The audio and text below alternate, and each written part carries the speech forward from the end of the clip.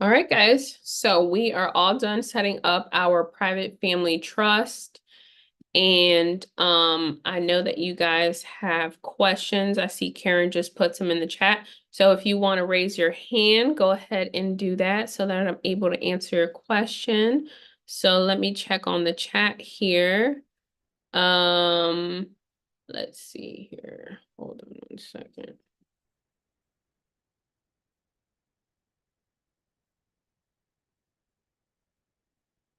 All right, so let's see. Okay, so Fran was asking for the template.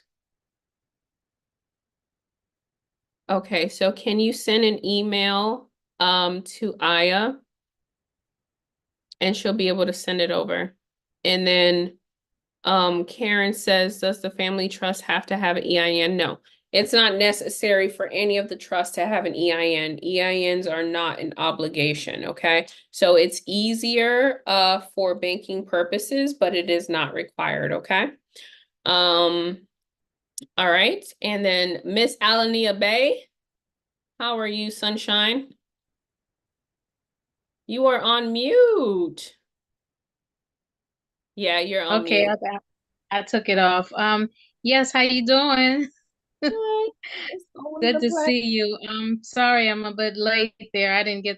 I was charging my phone, so I didn't get any messages till I put the phone back on. But yeah, I just wanted to make sure that the family trust, um, the stuff that I have uh, to put in the family trust is my assets, correct?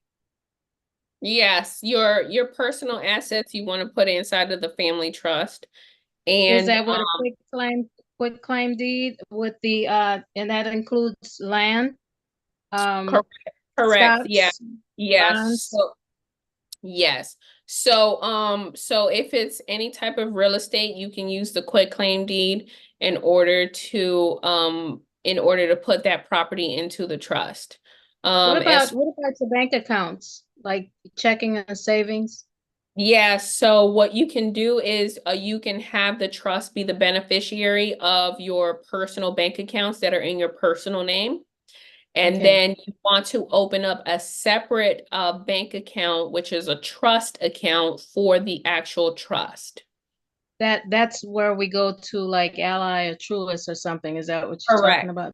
Yep, Okay. correct. Yeah, you want the trust to have its own bank account because the trust is going to have its own financial obligations, and you do not want to commingle trust funds with your personal funds. So how do you do that how do you once I open the account, then I can transfer my personal account to the So uh they're what not going to account? transfer your personal account. You have to open up a separate account that is specifically for the trust fund. So it's a trust Okay. account. Not all banks offer trust accounts. So you have to call them and make sure that they offer trust accounts. Well, no, that's not what I'm saying. What I'm saying is if I want to make my personal savings and checkings account um to be protected and not be the owner, is there a way that I can well, not, you said not transfer, but how do you let the trust own my bank account and savings is what I guess I'm trying to ask. Is Yeah, there a so the the best thing to do is if you want to protect those funds, to open up a trust fund account and move those funds from your personal name into the name of the trust. Because if those funds remain in an account that has your personal name on it, is liable to be seized by the government. okay? That's what I was trying to find out. Yeah, how so I would have to put up, I mean, do another trust beside the three that I have No. So with the one that you have, you're gonna go to the bank and you're going to tell them, I have an irrevocable trust. I want to open up a bank account for this irrevocable trust. Okay, at the one that I Okay. am now, the Navy Federal Credit Union. You can go to Navy Federal, but it's the best practice is to go to a bank that you're not associated with personally, because Right, what the banks like to do is they like to merge your personal profile with the trust profile. right. Okay. Okay, yeah, that's where I'm confused at because I'm trying to pr protect my funds and everything like stocks and stuff that's in my personal name. I'm trying to figure a way how to put it to protect it, to go into the trust. I mean, where it's the beneficiary. I don't know. I'm Yeah, just so yeah, I mean, yeah, you can do that. So, you can have the trust. So for your personal account, you want the trust to be the beneficiary, and then for the trust account, you could also have the trust be the beneficiary of the trust account. Or you can have okay. another trust be the beneficiary. So Okay. All right. Thank you. you're welcome, Miss Bay. Somebody Mhm. else had Kiana. Kiana said, for each trust must we have a bank account. Yes, so you don't want to commingle funds. So if you're going to be operating all three trust, and you want to have separate bank accounts per trust. So yeah, separate bank accounts. Okay, next we have Anna C. Hey, Anna C. Hey, Christina. I have a couple of questions actually, following what she was saying about those accounts. I think I tried to open an account with Ally, Ally Bank, but they said they don't do business accounts, Yeah, right? you don't have okay, you try to do it with the trust because the trust is not it's not a business, it's a trust. So, Oh, so with these banks, they only will open up a bank account for a business if it's a statutory entity, which is an LLC, corporation, nonprofit that is registered with the state. You have to okay. get a trust account. Okay. Do I need to call someone to do that, or can I do it online? You can do it online with Ally. All right. So, very good. I have a couple of questions because I have like two questions. I'm all ears. So do we have to follow the same guideline as the FOM, the Federal Open Market Committee when we taking out or giving out loan on a trust? Like So, in terms of like interest. okay, so your trust is a private entity. This is a private transaction. You have to see it as like your mother giving you a loan, right? And then Okay. you're doing a private contract between you and your mother, and you're going to pay her back. It's private money that is being exchanged. All right. Very good to know. The second question is how does the nonprofit ministry help in taxes? Like up to how much of your personal donation does the IRS will write off? So if you look it up on the IRS website, it clearly will show you that you can only donate up to 60% of your annual gross income. That is your limit. You can't do 70, 80, 90, or 100. You can only do up to 60%. 60. Okay, so which means that I was just playing that on my head yesterday, right? Because I was Mhm. thinking about putting our house into a trust, the ministry trust, right? And then Yeah. we would donate the money that we would pay for the mortgage to the ministry trust to pay it. That would be like almost 40%, about 50% of our paycheck. So, what do you think of that strategy? The 50% is good. Not the 50%, but the strategy of putting the house on the ministry trust and donate to the ministry trust to pay the mortgage. That's perfect. That is Perfect. a that is a perfect strategy. All right, beautiful. All Hmm. right. Yeah, I think that's all my question because I was talking to my to one of my brother-in-laws and I was telling him about, the awesome work that you guys are doing here. and he was a little bit skeptical about the whole Mhm, idea of how much you can give to in terms of your income, and mhm. that he was saying Tell that them to you look it up. have to follow certain guideline of the federal government. And that Mhm. I told him I think we can give up to 60%. But just like there's no way. So I wanted to clarify that. And I tried to get him to do the things with you guys, but he rather get a lawyer than to just come to Actually, you this. should have him sign up. Who's Sorry. this? Sorry. Go ahead. Wait, oh, that's Michael. That's Michael Oh, Allen. okay.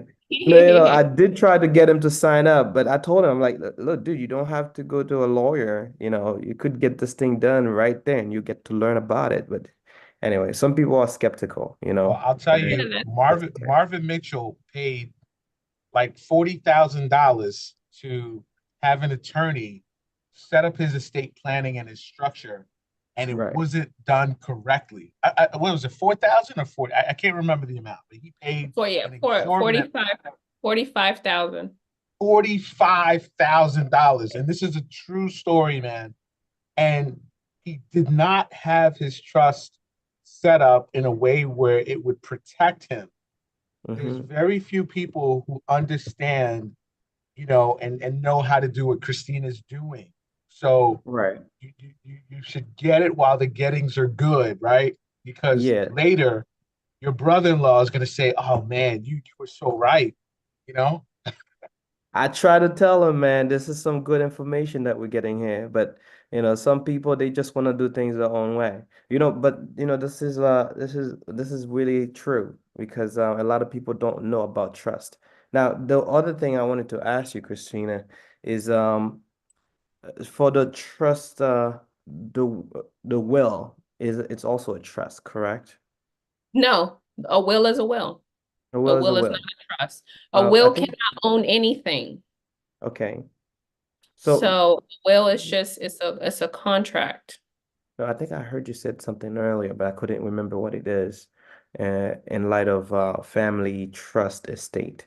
But anyway, we're gonna pass by. I'm sure there's a lot of people that want to ask questions. But thank you. You're so welcome. Thank you as well, Annecy. All right. Next we have Dr. Veronica Pearson. How are you? I'm fine. Can you hear me? Yes, perfect. Okay.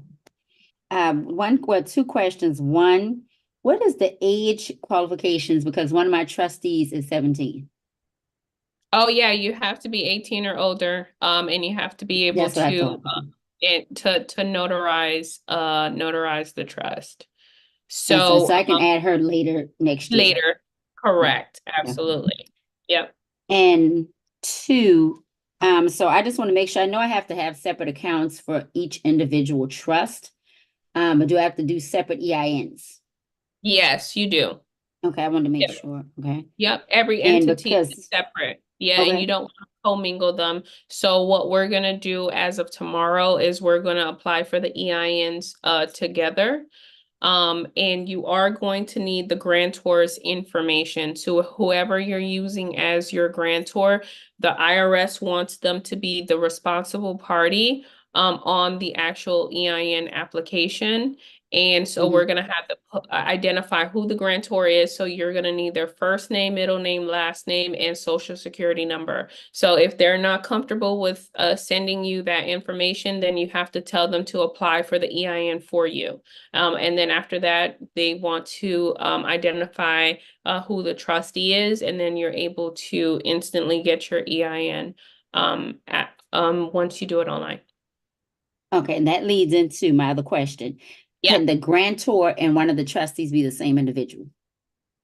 No, the grantor and the trustee Okay. cannot be the same individual because the grantor has no power, no control, and the trustee has all the power and all the control. So Okay, so the it's grantor is just like a watchdog, so to speak. yeah, yeah, Okay. yeah. So Okay, so I wanted to make sure. Okay.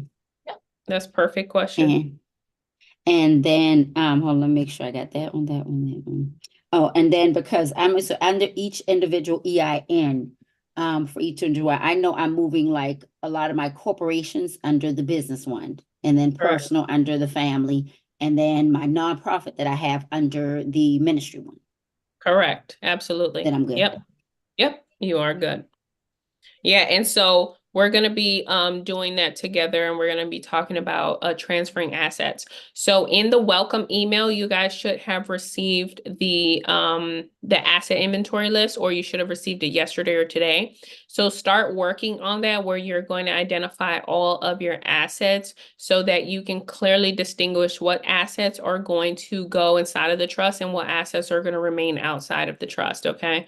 So not all assets qualify. So for example, if you have a car and it's financed, then the lien holder won't allow you to put it inside of the trust. So you would have to wait until you have the actual possession of the title to be able to do that. So, so start working on the asset inventory list. All right, and now we're gonna move on to Miss Kiana. How are you? Hey, I'm good. How are you?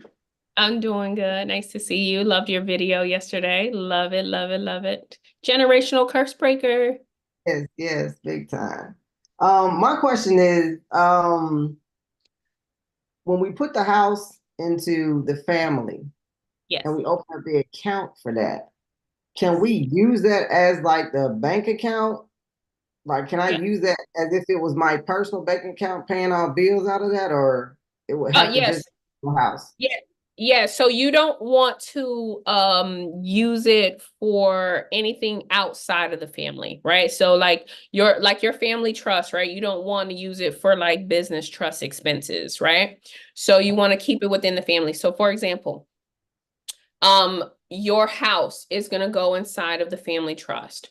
So everything associated with the house, meaning the mortgage, the insurance for the house, the property taxes for the house, the maintenance if anything breaks, right? And the utilities too, right? So your light bill, your water bill. So you want to now transfer those utilities into the name of the trust as well, right? So once the property is owned by the family trust, then it's the trust, the family trust's financial responsibility to maintain that asset. So everything associated with that asset is going to come out of the trust fund account, right? And so what goes inside of the asset, right? You got groceries inside of the asset, then you have beneficiaries living inside of there, or a trustee living inside of there. So all of those expenses also qualify as operating expenses for the trust estate.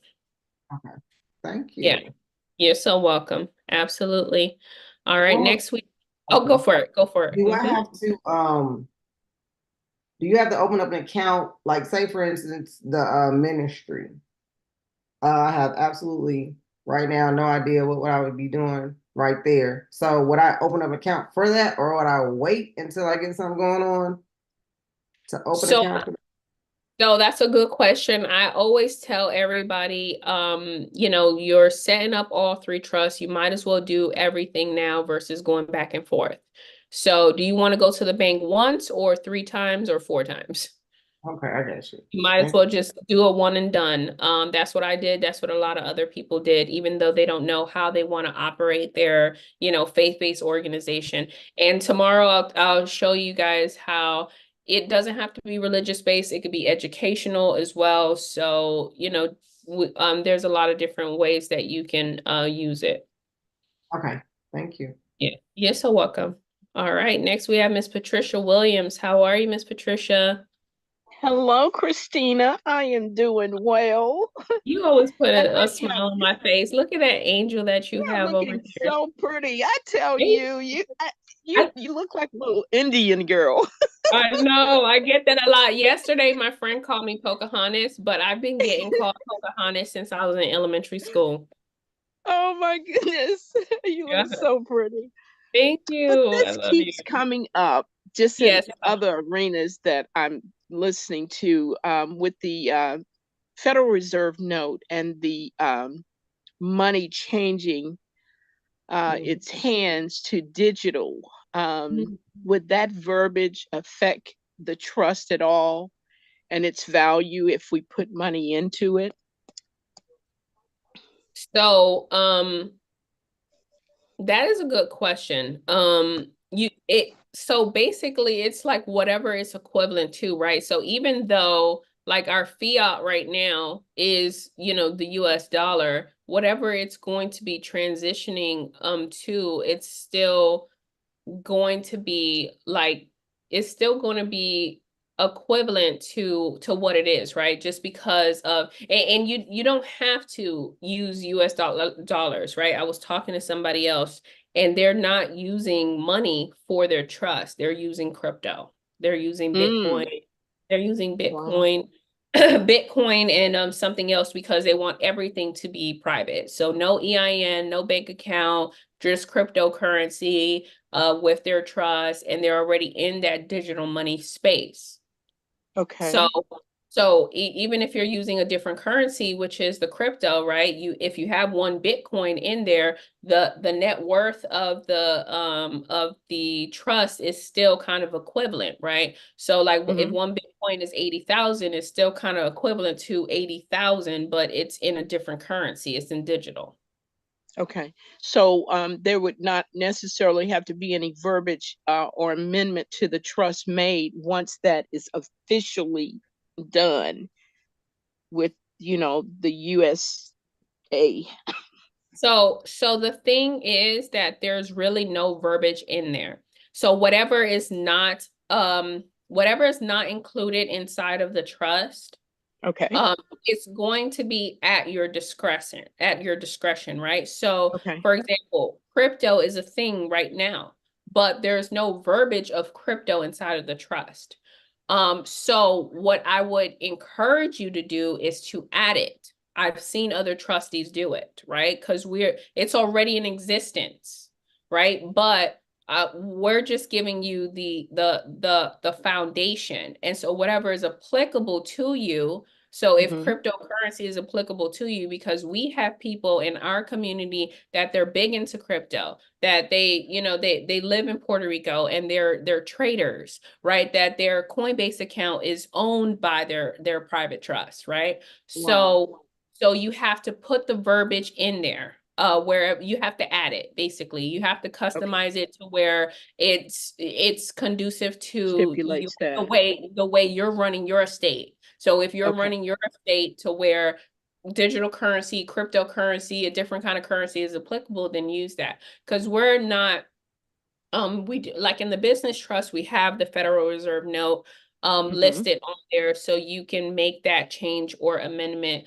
But nowhere else does it really specify like what fiat currency it is.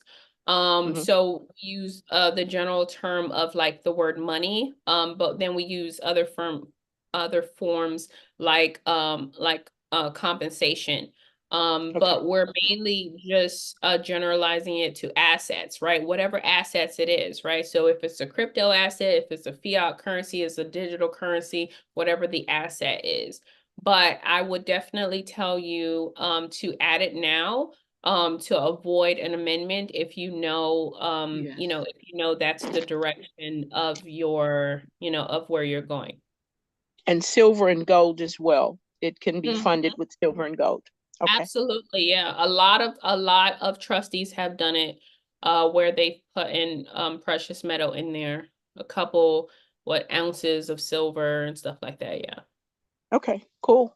All right. Thank you, beautiful. You're welcome. You're welcome, beautiful lady. All right, next we have Fran. How are you?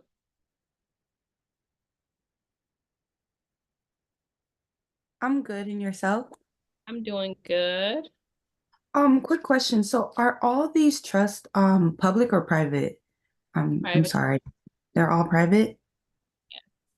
Okay. And then my next question would be, would it be wiser to have all the bank accounts open at one bank account or to have it at multiple like different banking institutions?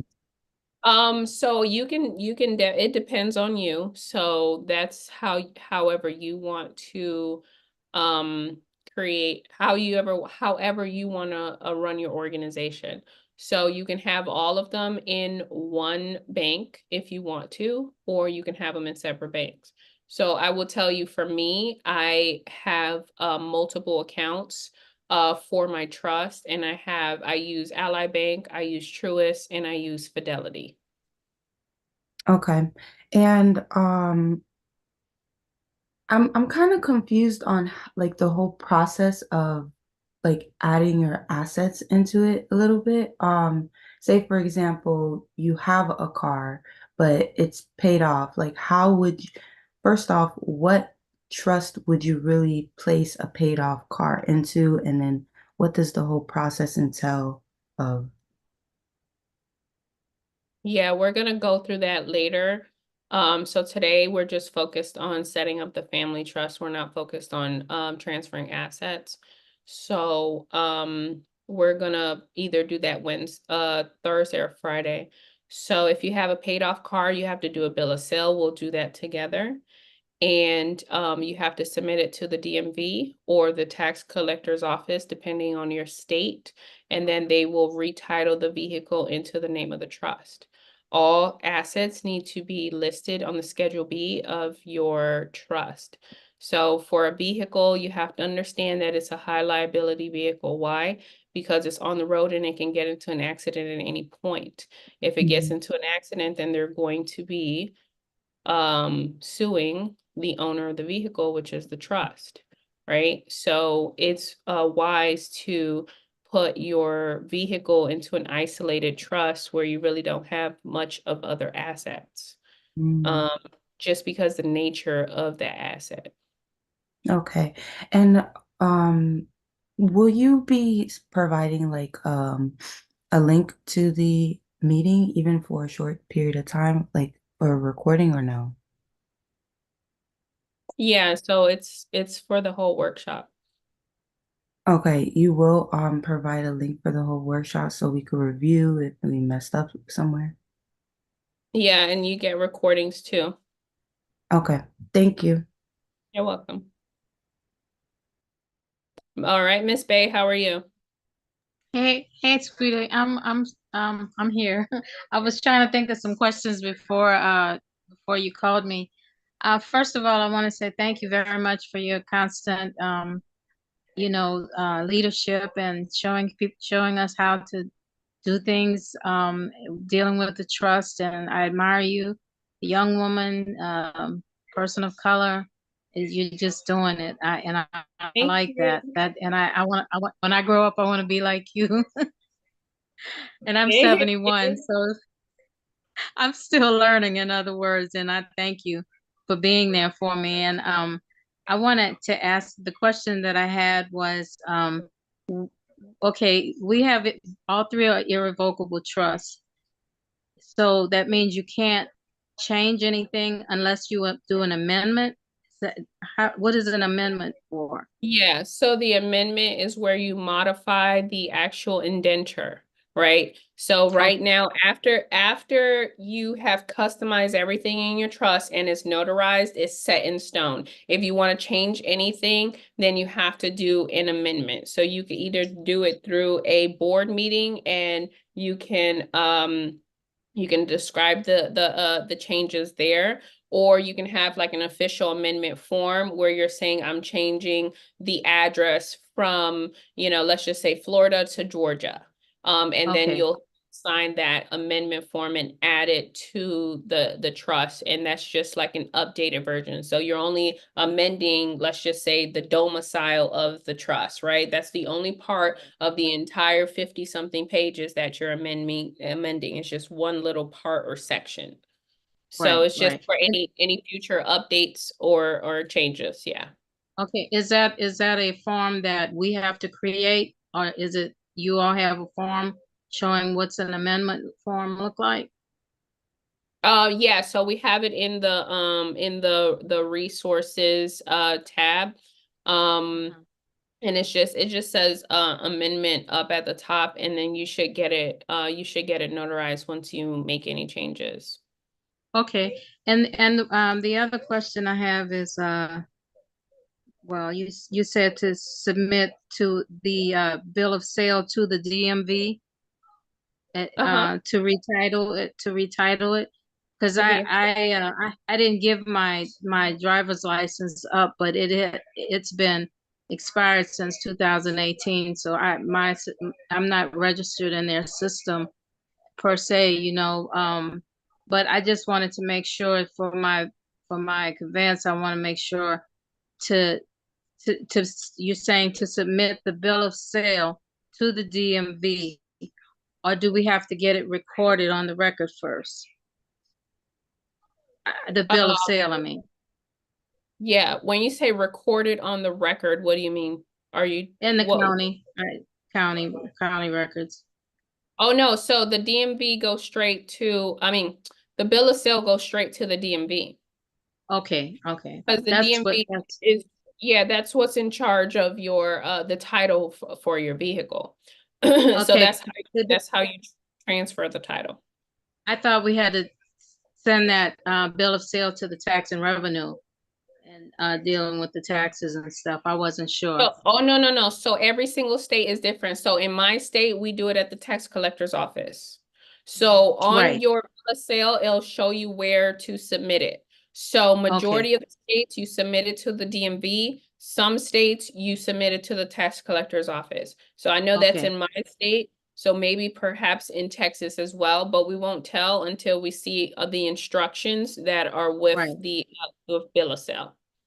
Okay, and the other question is, you said you can fund your accounts, trust funds with the banks with silver and gold, correct?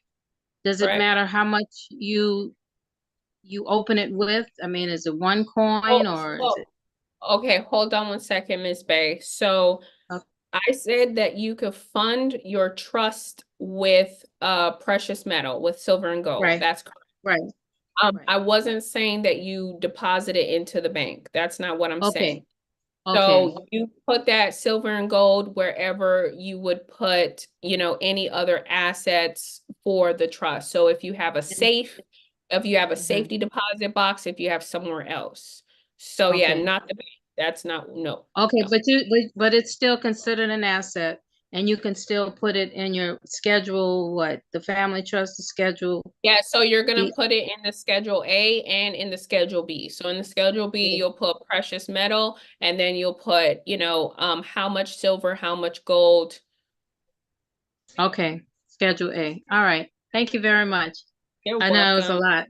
Thank you very much. I appreciate it. Absolutely.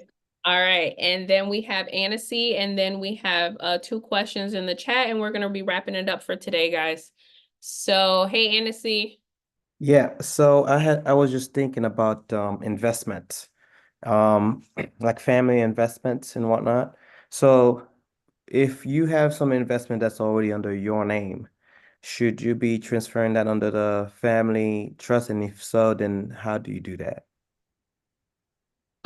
If you have wait, what kind of investments? I'm lost here. What kind of investments are Like high yield saving accounts, stocks and whatnot.